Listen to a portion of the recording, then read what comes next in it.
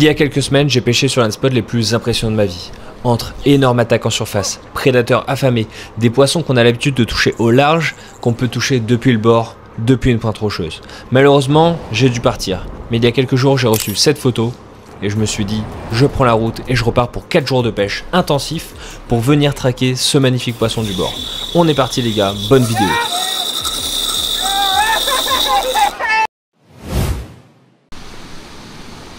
Yo les gars, on se retrouve, réveil 5h du matin. On va aller sur cette petite pointe rocheuse, c'est ce qu'on va faire tous les matins. Là pendant 4-5 jours, on va voir quand le gros poisson va sortir. En ce moment, il y a du passage, il y a du très beau qui passe.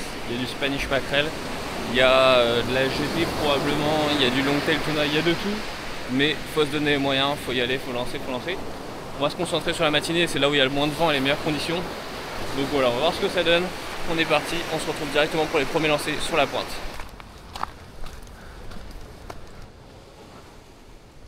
Du coup je viens d'arriver, plutôt bonne condition quand même, il n'y a pas trop de mer etc. Pour l'instant en tout cas, par contre l'eau est vachement sale je trouve, mais bon on va voir. Je pars tout de suite sur un X-Rap Rapala, et essayer d'avoir des bonnes distances de lancer, une bonne animation pour voir s'il y a du prédateur. Donc c'est parti pour les premiers lancers.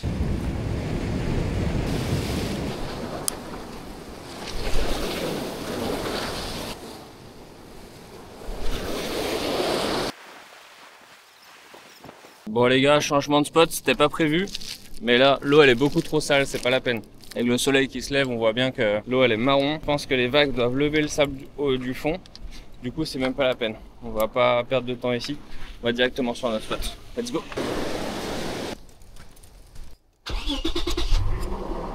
J'en profite pendant ce changement de spot pour vous donner quelques informations cruciales à comprendre pour voir comment je vais gérer les combats, etc. dans ce genre de conditions. Parce qu'on est sur une pêche très spécifique. On est sur un rocher. En Australie, il y a du passage de poissons, majoritairement longtail tuna. Donc c'est un thon un petit peu allongé qui va osciller entre 10 et 15 kg pendant cette période de l'année. Ensuite, il y aura les mac tuna, donc c'est grossièrement des bonites, 3 et 6 kg, en général prise moyenne. Il y aura du queenfish, de la GT et du Spanish mackerel. C'est ce qu'on va retrouver sur ce genre de spot. Spanish mackerel équivalent du tasar. Là, on va vraiment cibler plutôt les thons. Donc quand ils vont passer devant, on va essayer de les attraper. Ce que je voulais vous préciser, qui est important à comprendre, par rapport au déroulé de la vidéo, c'est qu'il y a une manière de gérer les combats qui est très spécifique au spot. Il y a énormément de prédateurs. Le premier, c'est le requin. Le deuxième, c'est le mérou. Alors le problème qu'il y a, c'est que si on bride trop un poisson, alors c'est par rapport aux techniques locales que je peux vous dire ça, si on bride trop le poisson, les requins vont avoir tendance à le choper directement. Les requins suivent les thons, ils sont hyper agressifs. Donc eux, la technique qu'ils aiment utiliser, c'est de laisser partir le thon. Le requin le suit, mais il finit par se fatiguer, il va abandonner la traque. À ce moment-là, on peut ramener le thon, et si le requin revient, le thon va s'exciter, ça se ressent, et on laisse partir le thon, le requin abandonne. Donc c'est très difficile à gérer, ça demande un apprentissage, mais c'est ce qu'on va essayer de faire. Ensuite, deuxième point, c'est qu'il y a des mérous juste au pied des rochers, donc eux ils attendent le dernier moment quand le poisson arrive vraiment au bord, comme on pourrait voir en Floride un petit peu, et le mérou il vient et il chope le poisson. Donc voilà, c'est assez spécifique, mais je voulais vous le préciser juste avant que vous voyez le reste de la vidéo pour vraiment comprendre comment je vais gérer les combats. Je vous laisse avec le reste. Je me suis mis sur mon rocher, là je suis tranquille, mais regardez. Je sais pas si vous voyez derrière, c'est blindé de monde. En Australie, c'est ça le problème. Dès qu'il y a un rocher, que ça pêche un peu, 10, 15, 20 personnes sur le même rocher, c'est pas choquant. Donc c'est un peu le problème. Mais bon, moi je suis tranquille, je me suis mis un peu de mon côté là, on va voir s'il y a du poisson qui passe.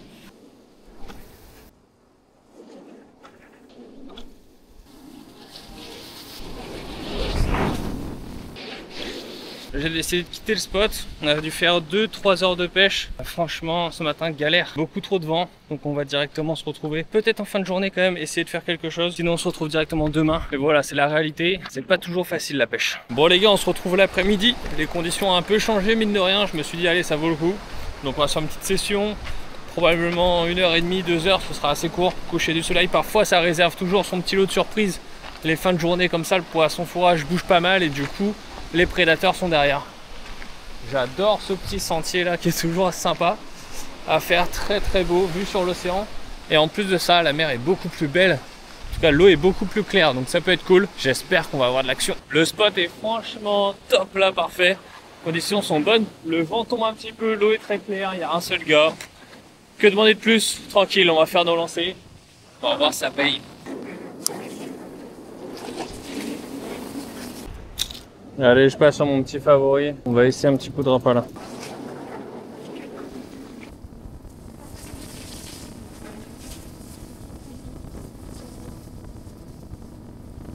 Oh!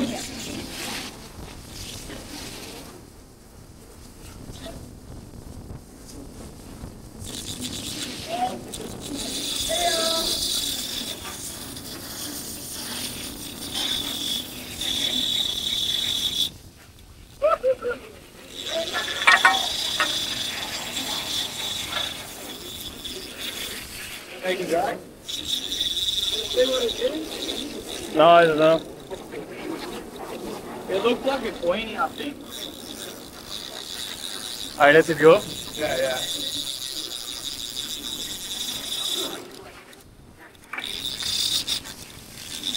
Maybe it's not a queenie. I don't know, it could be a long tail, it could be a GT, or I never know what I have to do. You know, right thing.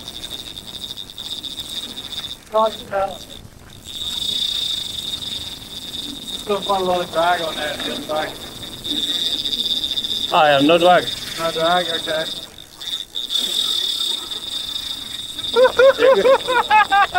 Yes, Frenchie! Tell me if I have to open. Yeah. Listen. And the way you fight it is get it Yeah, nice and loose and hold the spool. okay, I see. And I have to feel when he go crazy. When you go crazy, that's a shark on it. Yeah. So let it down and then well up.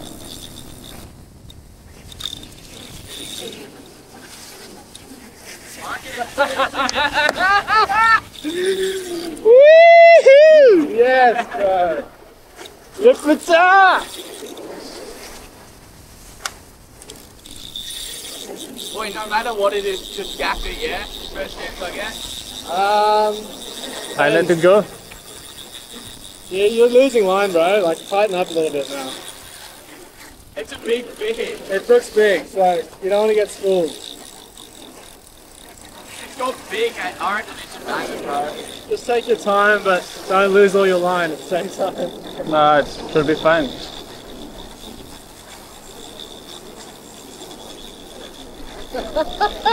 Ah, the sunset, finally, yes. Always the sunset. Always. That would be good, we'll probably try and land it up there.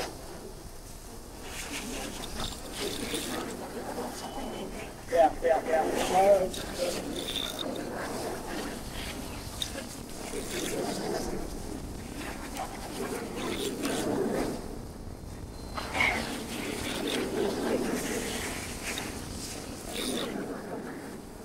That's giving longtail vibes right there. Pardon? But GT would be heavier than this. Yeah. Like that feels like a longtail A maybe. little blue or something. Let's hope it's not a fucking fat tuna after all this. World record match tuna. Oh. You lose it.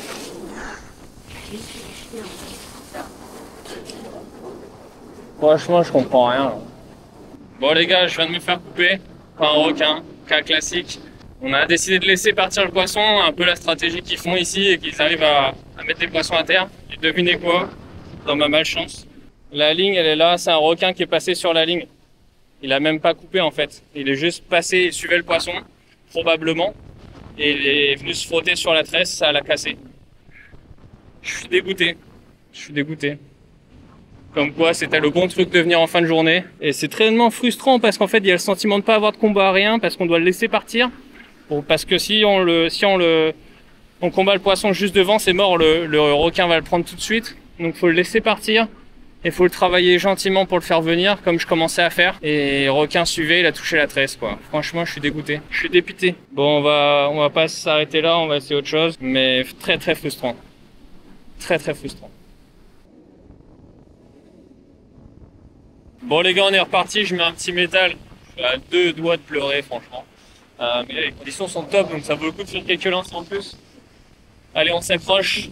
Mais du coup, je sais pas quoi faire parce que tous les gars me disent laisse partir le fiche. Et moi j'ai envie de le brider pour voir ce que ça donne, mais ils m'ont dit tu le brides c'est mort, les requins ils vont le choper direct. Donc faut laisser partir, c'est vraiment pas facile. Je sais pas ce que je fais mal, je sais pas qu'est-ce que je peux faire mieux, et eux me disent c'est toi et ta chance. Donc voilà, il y a des grands noms qui sont venus pêcher là, c'est comme ça ici. C'est pas pour dire que c'est eux qui ont une lubie à vouloir laisser partir le poisson, c'est comme ça, faut opter pour cette stratégie, tout le monde le dit, donc je sais pas, mais les conditions sont pas mal en plus. C'est top là, ça bouge bien. On va insister, ça va payer, je suis quasiment sûr. Peut-être pas aujourd'hui, mais ça va payer.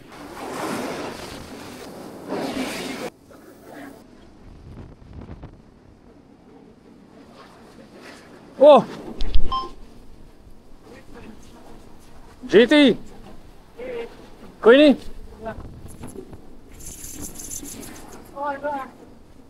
Yeah, Queenie! Yo les gars, je vous fais le report de la voiture, on passe directement au jour 2, vous l'avez vu.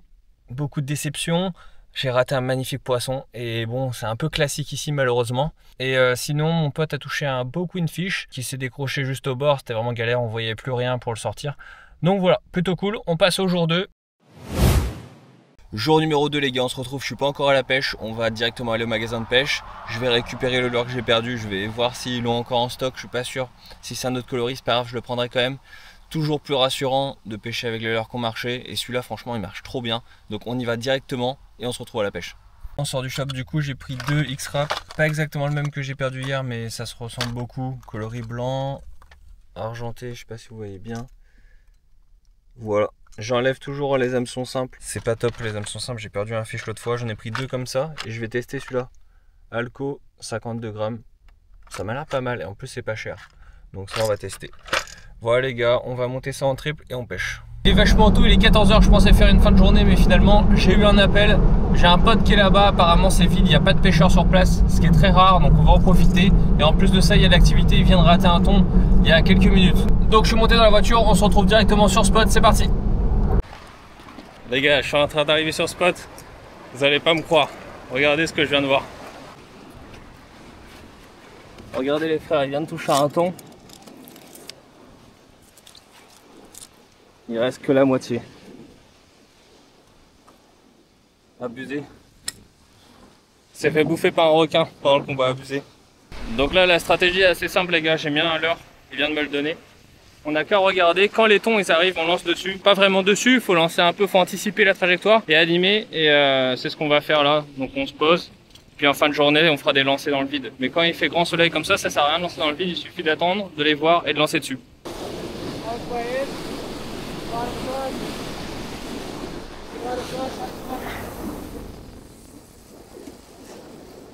Yeah, come on. Yeah. Non, miss. Non. Je viens de rater la première action les gars. Joli thon qui a tapé le leurre. Donc son leurre il marche super bien. Je pense que j'étais trop gentil, j'ai ramené trop mollement. Et le poisson a raté le leurre. J'aurais été un peu plus agressif, peut-être que le poisson aurait voulu vraiment à plusieurs reprises le prendre. Mais bon, c'est pas passé, ce sera pour la prochaine. One, fast. Oh, yeah.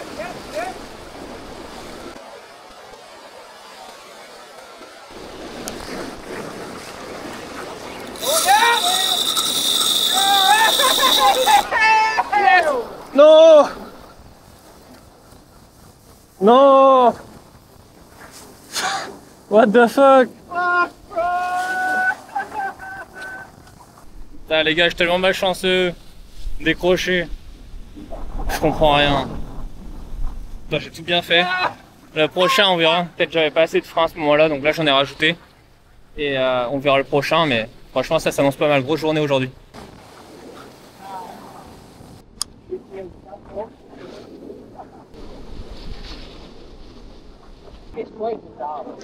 The left, the bitch to the left.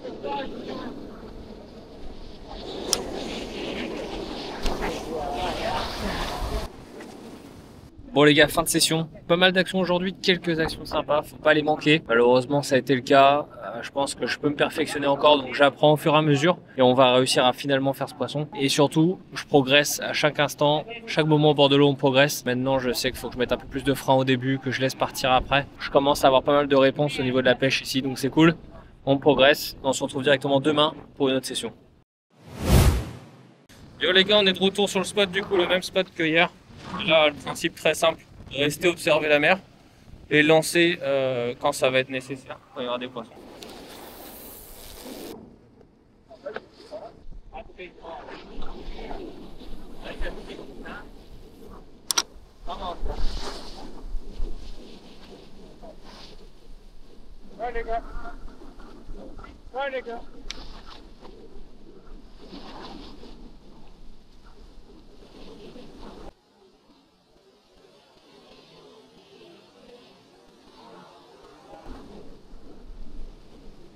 Fuck!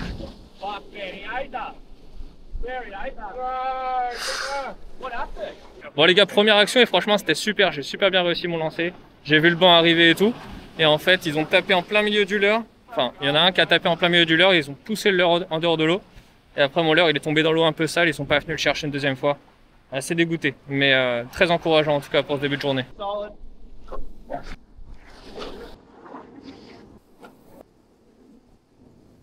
Session de l'après-midi, conditions de dingue aujourd'hui. Honnêtement, c'est vraiment histoire d'eux que je viens ici parce que là, il y a beaucoup trop de vent, mais on sait jamais. Hein. Dans ces conditions, parfois les poissons sont beaucoup plus actifs, donc ça vaut quand même le coup, tout en restant assez prudent parce que ça peut être assez dangereux quand même. La première chose à faire quand vous pêchez dans des grosses conditions comme ça, c'est de faire 2-3 lancers à l'aveugle, juste pour avoir les estimations en termes de distance de lancer dans le vent. Et comme ça nous permet de voir à peu près à quelle distance on peut espérer toucher du poisson. Oh là, ils sont devant, ils sont devant. Ils sont devant. J'en ai vu passer là.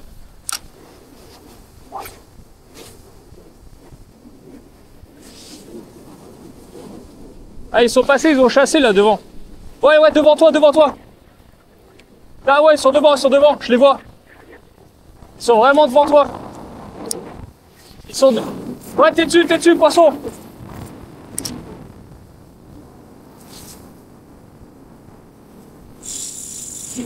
Yes. Doublé, mec.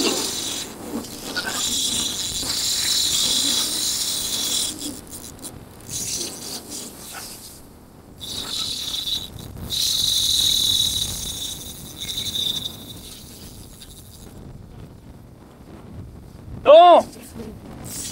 Oh, putain, il est revenu sur moi. Oh.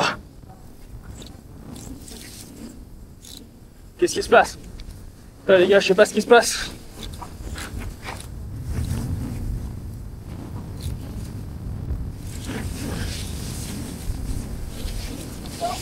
On est à deux, frérot.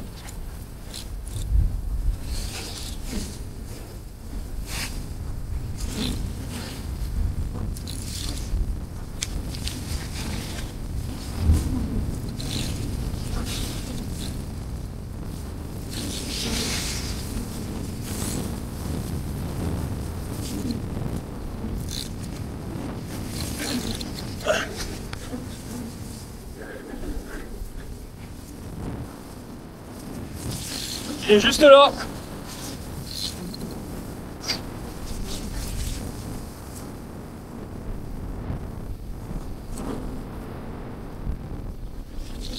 On va le laisser partir.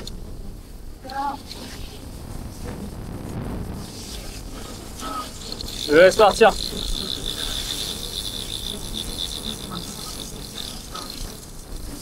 Je laisse tourner. Et là.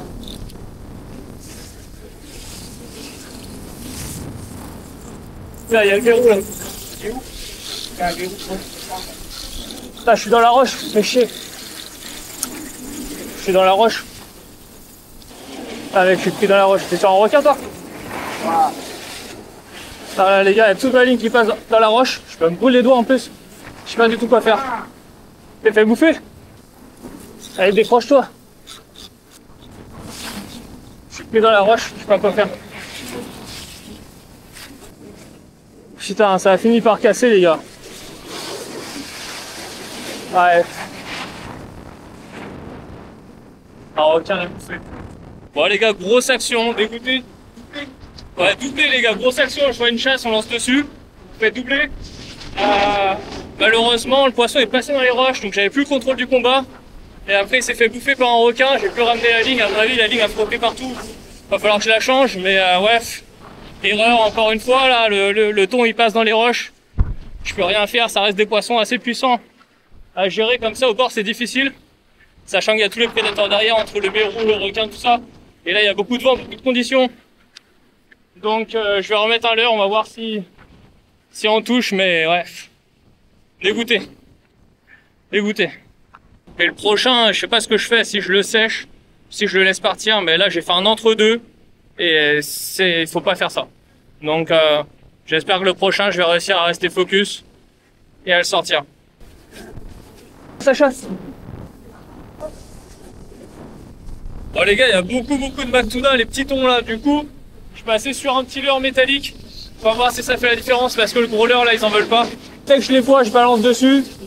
Faut bien anticiper la trajectoire, bien ramener assez vite, faire une pause devant. Faut trouver juste le milieu.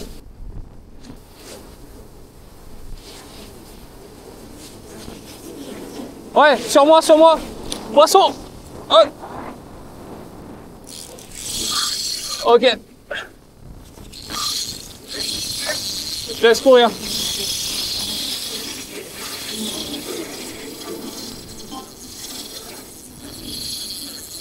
Je laisse courir. Ah ouais. On est on.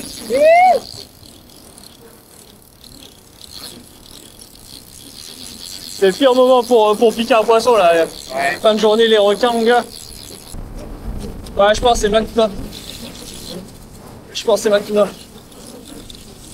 Il revient. C'est la dernière fois, c'est le plan derrière.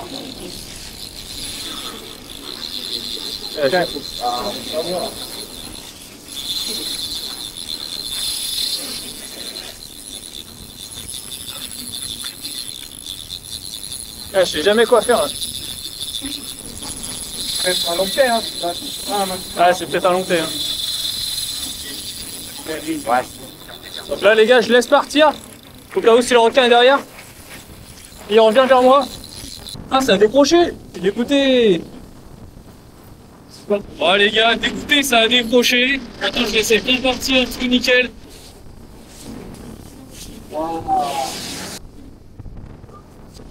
Bon les gars, bilan, il fait nuit, le temps de sortir du spot, etc. Franchement, hyper intéressant cette journée. Il y a eu beaucoup d'activités. Franchement, c'est pour ça que je vais à la pêche. C'est vraiment pour avoir des journées comme ça. C'était assez explosif, c'était vraiment bien. Il y avait beaucoup d'actions, etc. Je rate 2 poissons. Et toujours cette galère de vraiment comprendre la technique pour laisser partir, pour pas qu'il se fasse manger par les requins et en même temps pas le perdre. Et on se retrouve directement demain pour essayer de finaliser et de valider ce poisson. Pour une session d'après-midi, donc là c'est ma dernière chance parce que là mon boss vient de m'envoyer un message. Faut que demain je prenne la route. Je pars pour une mission de 12 jours dans les terres. Donc dernier après-midi pour prendre un poisson, c'est très mouvementé, c'est clairement pas les meilleures conditions.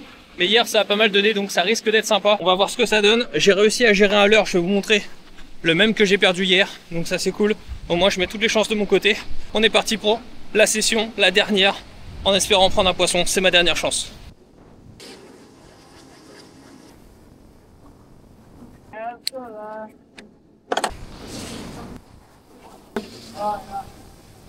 Yeah.